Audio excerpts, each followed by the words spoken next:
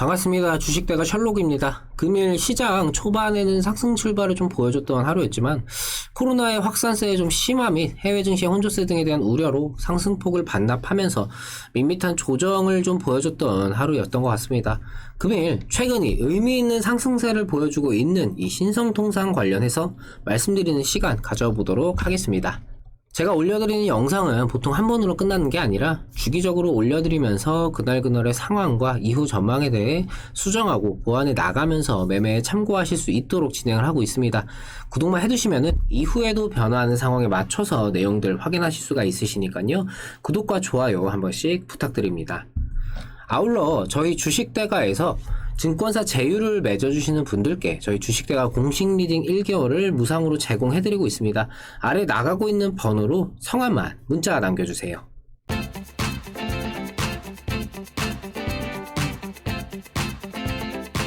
시장 이야기를 먼저 하면서 시작을 해보도록 하겠습니다. 현재 해외 증시는 지금의 델타 변이 확산에 대해서 이 확진자 자체는 증가를 했지만 중증이행률, 치사율 등은 낮아졌기 때문에 늘어난 확진자로 하여금 자금을 더 풀면서 동시에 테이퍼링을 좀 늦추거나 하겠지만 치명률 자체는 낮으니까 봉쇄를 좀 해제하는 등, 그러니까 쉽게 보면은 대외적으로는 자금을 더 풀 명분으로 지금 이 델타 변이 확산을 활용을 하면서 실질적으로는 치명률이 낮다. 이거를 근거로 경기를 활성화시키면서 회복하겠다. 이런 상황으로 볼 수 있을 것 같습니다.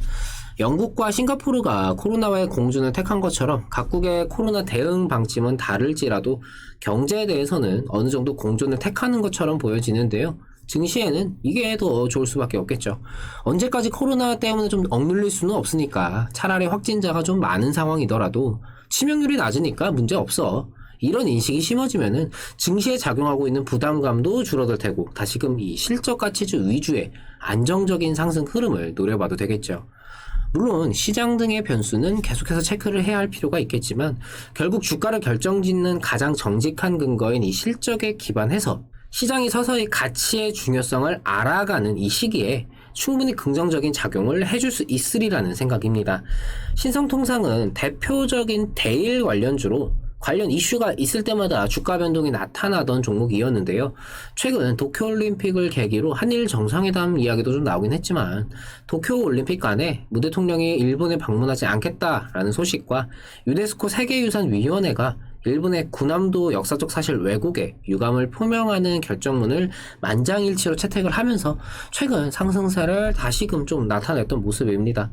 이 군함도 관련 이야기를 좀 드려보자면은 세계문화유산이라는 것이 그만큼의 의미가 있는 것들을 선정을 할 수밖에 없는데 군함도의 경우는 본인의 의사에 반해서 억지로 연행이 돼서 가혹한 환경에서 노동을 강요당한 이 강제징용자에 관련된 이 잔재이기 때문에 이게 좀 선정이 돼서는 안 된다. 이게 우리 입장이었죠.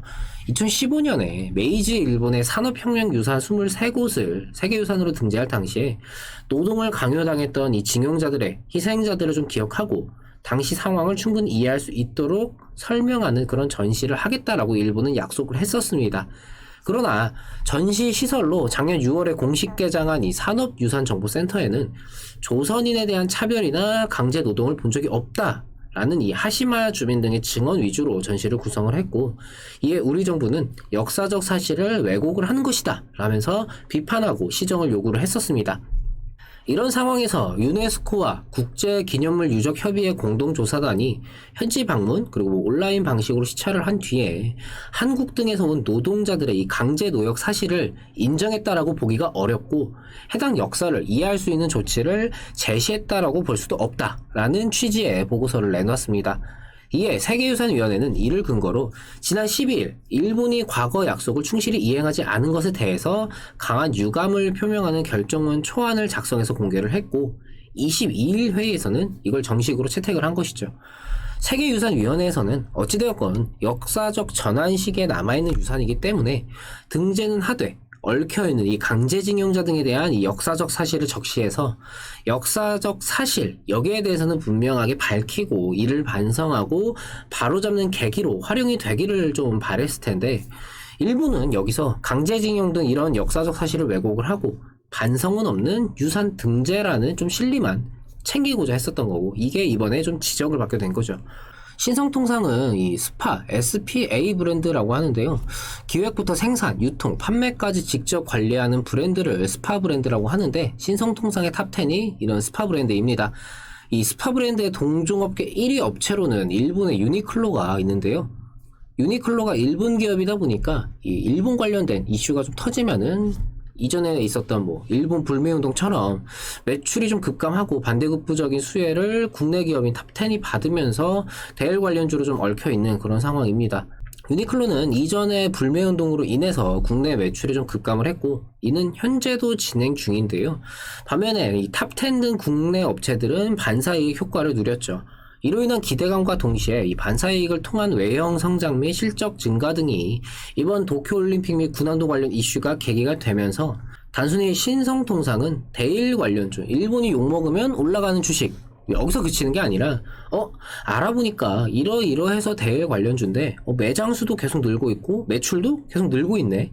일본은 계속 역사를 왜곡하고 저러고 있고 신성통상은 탑10이 국내 기업이면서 실적도 계속 늘고 있고 이런 기업 가치가 시장에 부각이 된 것이 추가로 작용을 하면서 지금의 상승세를 나타내고 있다라는 생각입니다. 최근 수급 주체들의 유입 역시 지금 신성통상의 상승세가 더 이어질 수 있는 기대감으로 작용을 해줄 수도 있겠고 지금까지는 이 대일 관련주라는 이슈로 인한 변동이 주를 이뤘던 종목이라면은 이제는 이슈를 넘어서 기업 가치의 성장이 기대가 되는 그런 좀 가치를 인정받는 기업으로 시장에 서서히 인식이 되면서 상승을 하고 있다라고 할 수가 있겠습니다.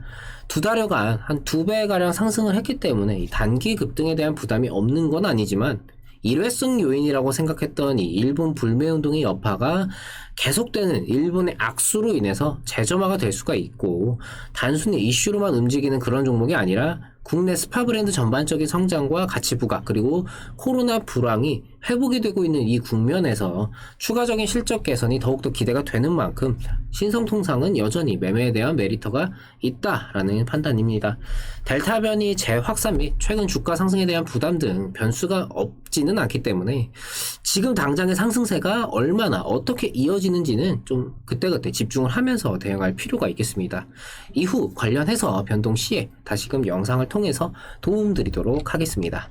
매일 아침 7시 30분 유튜브를 통해서 공개방송을 진행하고 있습니다. 구독만 해두시면은 매일 편하게 방송 참여하실 수가 있으시니까요. 구독과 좋아요 놓치신 분들은 한 번씩 부탁을 드립니다. 그 영상 여기서 마치도록 하겠습니다. 올림픽 보는 재미가 좀 쏠쏠한데 날도 덥고 코로나 확산도 좀 계속해서 심해지는 만큼 밖에 외출을 하시기보다는 댁에서 편하게 올림픽 시청하시면서 보내시는 건 어떨까요? 오늘 마무리 잘 하시고요. 저는 내일 다시 찾아뵙도록 하겠습니다. 시청해주셔서 감사합니다. 고맙습니다.